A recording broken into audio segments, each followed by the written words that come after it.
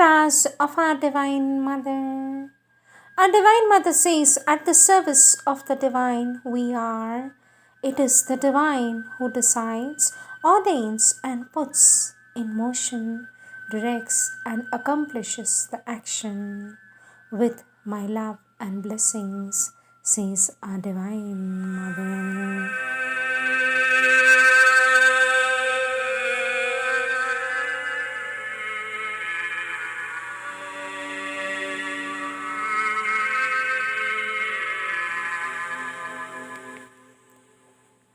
Words of our Divine Mother, taken from the collective works of our Divine Mother, Volume 7, Question and Answers, date 2nd Feb 1955. This talk is based upon Basis of Yoga, Chapter 3, Topic in Difficulty. Question: Sweet Mother, what is the meaning of you must take the right attitude? For this, our Divine Mother says, Sri Aurobindo has explained this as the right attitude is the attitude of trust, the attitude of obedience, and the attitude of consecration. Question: Sweet Mother, let nothing and nobody come between you and the Divine Mother's force. Who is this person, Sweet Mother? For this, our Divine Mother says, this person, anybody at all who, there are kinds of ways of letting someone come between you and the divine force. First of all, it is to attach a very great importance to your relation with someone. It is to listen to the advice given to you by someone who is not qualified. It is to want you to please anybody at all for any reason, whatever. People do that constantly, don't they? Probably what is written here was to someone who had heard certain things and was attaching much importance to these things, advices, remarks, or opinions, who was attaching importance to these things. So, Sri Aurobindo told him, let nobody come between you and the divine. Whoever it may be, parents, friends, no matter who, it is not any special person. It may even be for each one a special person. Question: Sweet Mother, I did not understand sadhana has to be done in the body. For this, our Divine Mother says, the body, this is the continuation of something. It is said that some people are disgusted with life and want to leave it in the hope that another time it will be better. So it is said. It is useless to run away from your body. It won't be easier without the body. On the contrary, it will be much more difficult. And the body is made for doing yoga, integral yoga. We are upon earth. The period one passes on earth is that in which one can make progress. One does not progress outside terrestrial life. The earthly, material life is essentially the life of progress. It is here that one makes progress. Outside the earthly life, one takes rest or is unconscious, or one may have periods of assimilation, periods of rest, periods of unconsciousness. But as for the periods of progress, they are on the earth and in the body. So, when you take a body, it is to make progress, and when you leave it, the period of progress is over. And true progress is sadhana. That is, it is the most conscious and swiftest progress. Otherwise, one makes progress with the rhythm of nature, which means that it can take centuries and centuries and centuries and millenniums to make the slightest bit of progress. But true progress, says our Divine Mother, true progress is that made by sadhana. In integral yoga, one can do in a very short time what otherwise an interminable time. But it is always in the body and always upon earth that it is done and not elsewhere. That is why, when one is in a body, one must take advantage of it, not waste one's time, not say a little later, a little later. It is much better to do it immediately. All the years you pass, all the years you pass without making any progress are wasted years which are sure to regret afterwards. Question, sweet mother. The difficulty must have come from distrust and obedience. What does this mean? For this, a divine mother says, yes, all these things, they are replies to letters, you see. Someone was complaining of a difficulty, and so, having read the letter, Sri Aurobindo saw that in this person the difficulty must have come from a lack of trust and obedience. He tells him so. And as it is something that happens very frequently, it is common enough, you see. It is useful for everybody. Question, sweet mother. Why is it that the same contemplation does not always produce the same sensation in oneself?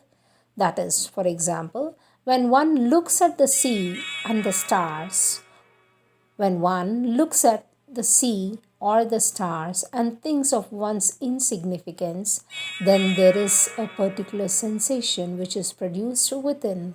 And then at another time, when one wants to have the same experience, even if one thinks about it, why doesn't it reoccur? For this, our Divine Mother says, one can never have the same experience twice because one is never the same person twice. Between the first experience and the second, even if 1 hour has passed, you are no longer the same man. You can never reproduce identically the same thing. If you take care to become more conscious, more sincere, more concentrated, the experience you will have will be different, but it may be deeper and more clear. But if you cling to anything you have had and want to reproduce the same thing, you will have nothing at all because you can't have the same thing and you are in a state in which you refuse to have a new experience. If you are attached to the past one, and usually when one has had an experience which was a revelation, something altogether important, one doesn't want to leave it.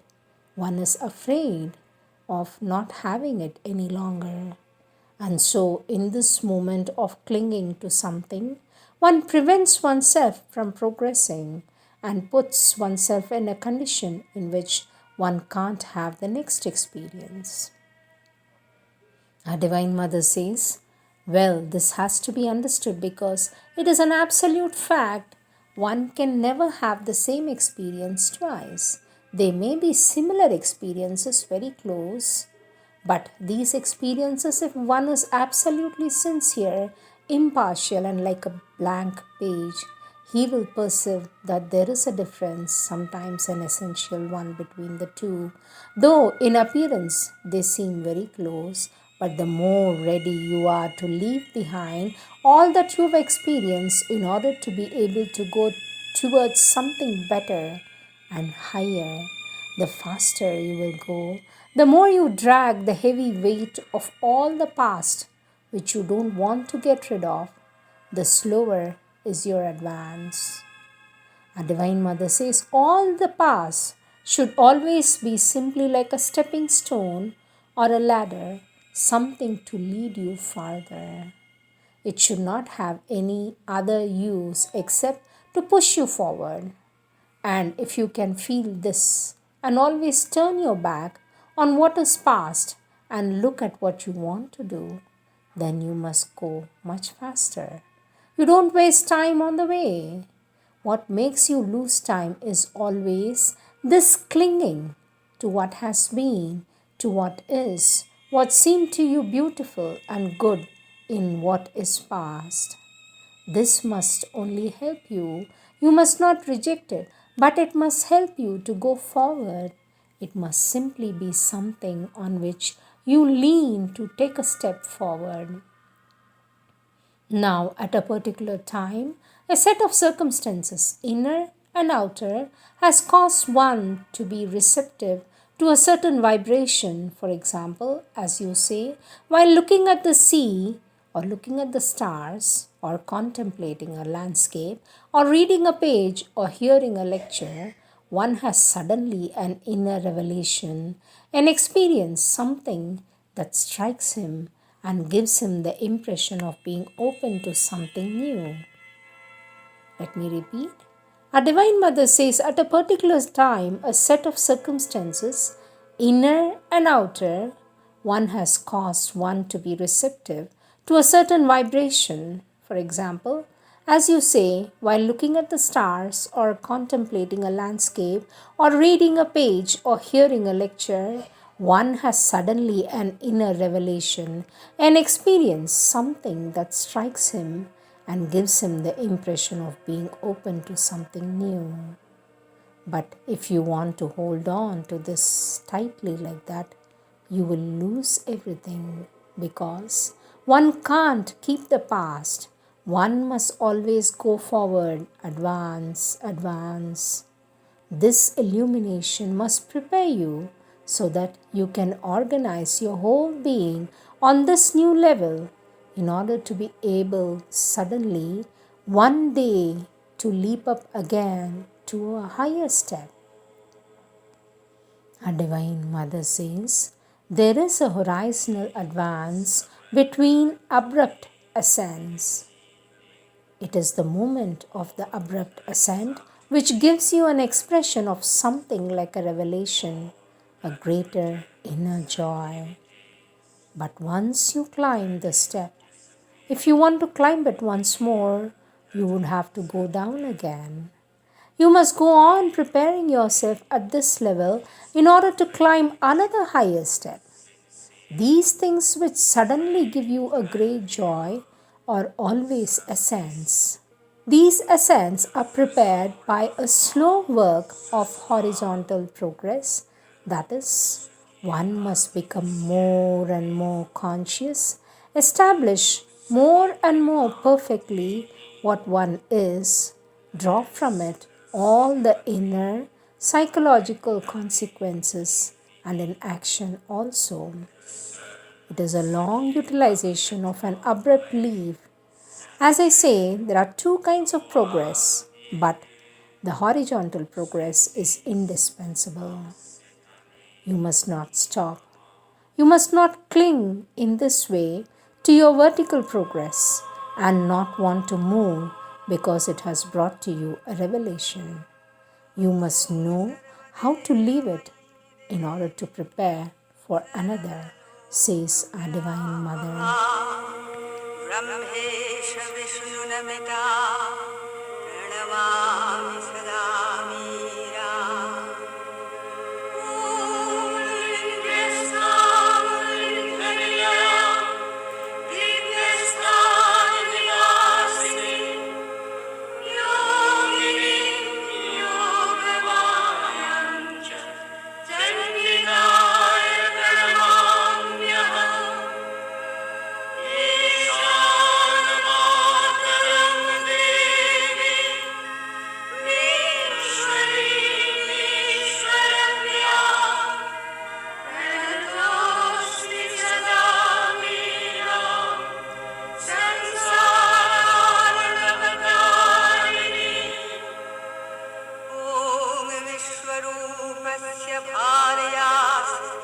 पद्मे Padma